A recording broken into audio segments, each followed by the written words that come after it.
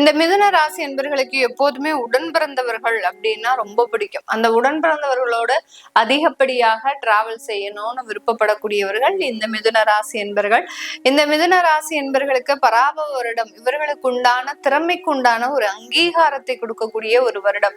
கிட்டத்தட்ட ஒரு 3 வருடங்களாக எந்த விதமான அங்கீகாரமும் பெறாம, அதாவது ஒரு இடத்துல வேலை செய்றீங்க அப்படின்னா அந்த வேலை செய்யறதுக்கு உண்டான ஒரு அங்கீகாரம் கிடைத்தாதான் அடுத்து நமக்கு அங்க வேலை செய்யக்கூடிய ஒரு ஆர்வம் இருக்கும்.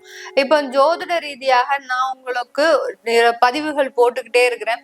நீங்க எனக்கு லைக்ஸோ இல்ல ஒரு நல்ல விதமான கமெண்ட்ஸ் கொடுத்தீங்க அப்படின்னா எனக்கும் கொஞ்சம் எனர்ஜியா இருக்கும்.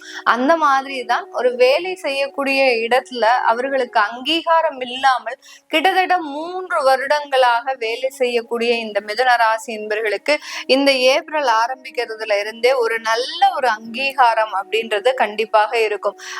சக ஊழியர்கள் கூட உங்களை ஒரு பொருட்டாவே மதிச்சிருக்க மாட்டாங்க.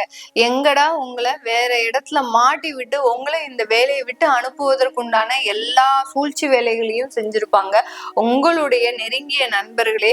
அதையும் தெரிஞ்சுக்கிட்டு நீங்க அவங்க கூட ஒரு சகஜமாக பழகிறது, எப்போதுமே முகத்துல எந்த விதமான ஒரு கள்ளம் கபடம் இல்லாத ஒரு நபர்களாக இருப்பவர்கள் நம்ம மிதுன ராசி என்பர்கள்.